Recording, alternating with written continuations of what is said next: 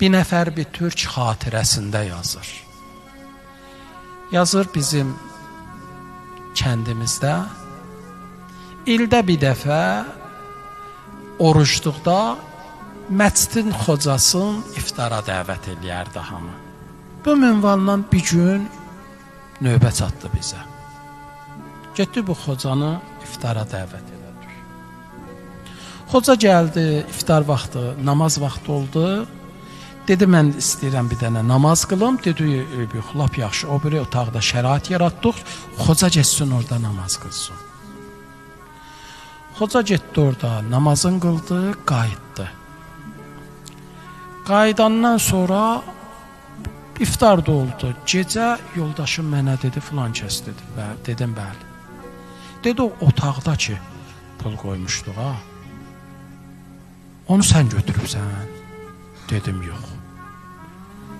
Mən dedim, sən də götürməyibsən? Dedi, yox. Bizim də evimizdə uşaq yoxdur.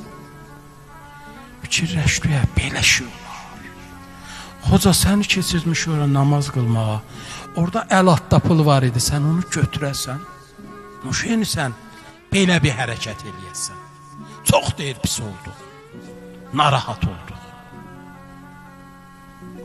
Ondan sonra deyirdim, mən bunun namazına da getmədim. Zaman keçdi, bir il üstündən keçdi. Yenə oruçluq gəlib. Hamı bu xocanı yenə növbə ilə evinə dəvət edir. Növbə çatdı bizə, yoldaşımla evdə məsləhətləşdik. Məsləhətləşdik ki, bu xocanı ki, üzündə görmək istəmirik, nifrət deyirik buna. İndi bunu evə çağıracaq, çağırmaq istəmirik. Çağırmayacaq, cəmaat da biləcək ki, bu il biz xocaya iftar açdı vermədik də, bizim növbəmizdir. Biraz danışdıq, dedik, yox, cəhənnəm olsun, çağıraq, iftar verək, geçsin də cəmaatın dilinə, dişinə düşməyək. Xocanı çağırdıq iftara, bu da gəldi. Gəldi, oturdu, yeməyin yedi, iftar açdı, oradan buradan. Biz də deyir, amma da içimizdə bir adama ki, oğru gözü ilə baxırıq. Biraz oradan buradan danışandan sonra sözü saxlayan mədim gəldi dilim. Dedim, xoca, dedi, bəli. Dedi, hiss eləyirsən mənim sizə qarşı biraz rəftarım dəyişir və namazına da getmirəm. Xoca dedi, bəli, hiss eləyirəm. Görürəm elə, sənə salam da verirəm arada küçədə rast gələndə. Görürəm, çox soyuq cavab verirsən. Dedim, bilirsən niyə? Dedi, niyə? Dedi, xoca, keçən il sən orada namaz qılanda bizim orada göz qabağında pul var idi. Onu səndən başqa heç kim götürənməzdi. Sən götürmüşdün onu, ona görə aramız bozulub. Deyir, mən deyən kimi xoca dedi, bəli, mən götürmüşdüm. Bunu deyən kimi mən daha hissat demədim. Bu da bəllidir də, sən götürübsən.